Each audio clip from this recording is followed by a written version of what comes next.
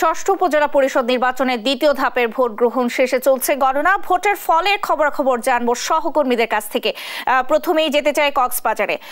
সৌরভ, এ পর্যন্ত কতটি উপজেলার ফল মিলেছে আর বিজয়ী প্রার্থীরা কি বলছেন, বিস্তারিত জানাবেন। ন্যান্সি, কক্সবাজারের 3টি উপজেলায় আজকে নির্বাচন ছিল এবং 3টি নির্বাচনী ইভিএম অনুষ্ঠিত হওয়ায় সন্ধ্যা ঘনিয়ে আস্তে আস্তে মোটামুটি ফলাফল হাতে চলে আসে। এবং আপনি যেটি বলছিলেন, আসলে 3 উপজেলায় নির্বাচনে নির্বাচিত হয়েছেন ফজলুল করিম সাইদি, যিনি বর্তমান উপজেলা চেয়ারম্যান, এবং তিনি পরাজিত করেছেন সাবেক সংসদ সদস্য জাফর আলমকে। জাফর আলম এই কারণেই আলোচিত কারণ তিনি জাতীয় সংসদ নির্বাচনে গেল যে সংসদ নির্বাচনটি ছিল সেখানে বাংলাদেশ কল্যাণ পার্টির প্রার্থী সৈয়দ মোহাম্মদ ইব্রাহিমের কাছেও পরাজিত হয়েছিলেন। এবং পেকুয়াতে নির্বাচিত হয়েছেন সাফায়েত আজিজ রাজু, যিনি বিএনপির রাজনীতির সাথে জড়িত, যুব দলের সহসভাপতি। তিনি দল থেকে বহিষ্কৃত হয়েছেন, কিন্তু বহিষ্কৃত হয়েও তিনি জয়ের মালা পরেছেন এবারে। এবং তার প্রতিদ্বন্দ্বী প্রার্থী ছিল বর্তমান যিনি উপজেলা চেয়ারম্যান রয়েছেন জাহাঙ্গীর আজিজ, তার স্ত্রী আমেনা আক্তারের কাছে তিনি পরাজিত হয়েছেন। এবং আজ সারাদিন মোটামুটি কিছু অঘটন ছাড়া কক্সবাজারের এই 3 উপজেলায় নির্বাচন অনুষ্ঠিত হয়। তবে ঈদগাঁও উপজেলায় একদম ভোট গ্রহণের শেষ প্রান্তে বিকেল 4টা নাগাদ একজন নিহত হয়। আমরা একটু আগে সেখানকার ঈদগাঁও থানার যিনি ভারপ্রাপ্ত কর্মকর্তা তার সাথে কথা বলছিলাম।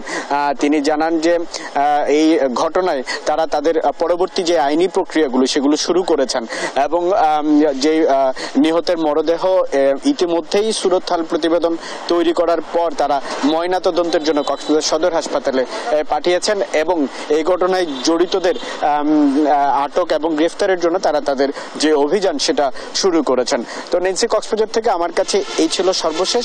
আমরা চলে যাচ্ছি চট্টগ্রামে, সেখানে রয়েছে আমাদের সহকর্মী নাজিম উদ্দিন।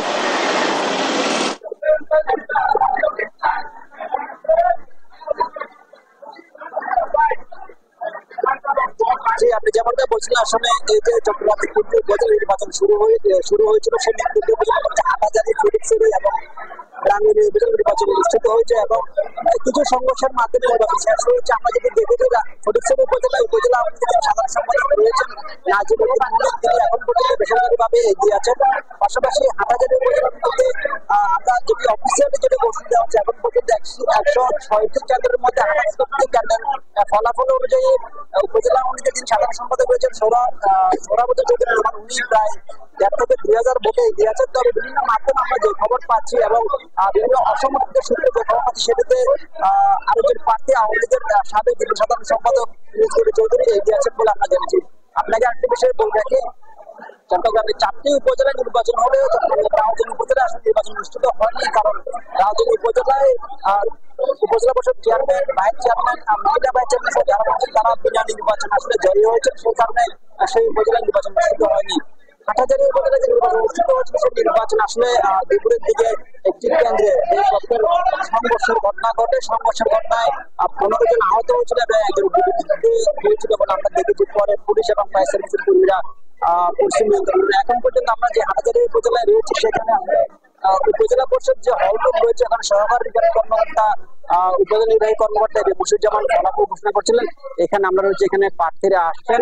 তবে এখন পর্যন্ত যেটি বলা যায় পরিস্থিতি ভালো রয়েছে এবং যারা প্রার্থীরা রয়েছেন তারা আসলে যারা এগিয়ে আছেন তাদের সমর্থকরা আসলে বিভিন্ন জায়গায় আনন্দ মিছিল করার জন্য প্রস্তুত রয়েছেন। এই ছিল আমার কাছে থাকা সর্বশেষ। এখন আমরা যুক্ত হবো আমাদের সহকর্মী খুলনায় রয়েছেন রকি, আমরা রকির কাছে যুক্ত হবো। রকি, ধন্যবাদ নাজিম। আপনি জানেন যে খুলনায় কিন্তু আজ সারাদিনে তিনটে উপজেলায় নির্বাচন অনুষ্ঠিত হয়েছে, যথাক্রমে ফুলতলা, দিঘুলিয়া এবং তেরোখাদায়। নির্বাচন দুই একটা ছোটখাটো অপ্রীতিকর ঘটনা ছাড়াও সুষ্ঠু নির্বাচন হয়েছে বলে আমাদেরকে কর্মকর্তারা জানিয়েছে। এই নির্বাচনগুলোতে কিন্তু ভোটের যে রেশিও, যেটা আমাদেরকে জানিয়েছে যে টোটাল এভারেজ ভোট পড়েছে 44.51%, যেটা আসলে সন্তোষজনক বলে তারা দাবি করছে। আমি একটু জানিয়ে রাখি যে আমরা এখন এই মুহূর্তে আছি খুলনা জেলা প্রশাসকের সম্মেলন কক্ষে। এখান থেকে আসলে ফলাফল সংগ্রহ এবং পরিবেশন করছেন এখানকার রিটার্নিং কর্মকর্তা। সর্বশেষ আমাদের কাছে যে তথ্য এসেছে যে খুলনার তেরোখাদা উপজেলার 43টি কেন্দ্রের ভেতর মাত্র 5টি কেন্দ্রের ফলাফলের রেজাল্ট আমাদের কাছে এসেছে। এখানে এগিয়ে আছে আবুল হোসেন নামে একজন প্রার্থী। পাশাপাশি খুলনার ফুলতলা উপজেলার 43টি কেন্দ্রের ভিতর 12টি কেন্দ্রে ফলাফল এসেছে। এখানে এগিয়ে আছে শেখ আকরাম হোসেন। দিঘুলিয়া উপজেলার 52টি কেন্দ্রের ভিতর 11টি কেন্দ্রে ফলাফল এসেছে, এখানেও এগিয়ে আছে শেখ মারুফুল ইসলাম। আমি দর্শকদের একটু জানাতে চাই যে খুলনার যে 3টি উপজেলা আছে, 3টি উপজেলার ভিতর ফুলতলা এবং দিঘুলিয়া উপজেলায় যে দুইজন এগিয়ে আছে তারা কিন্তু বর্তমানে রানিং উপজেলা চেয়ারম্যান হিসেবে আছে। তন্নি, খুলনা থেকে উপজেলা নির্বাচনের ফলাফলের এটা ছিল আমাদের কাছে সর্বশেষ খবর। পরবর্তীতে আমরা আরো আপডেট খবর দর্শকদেরকে জানাবো।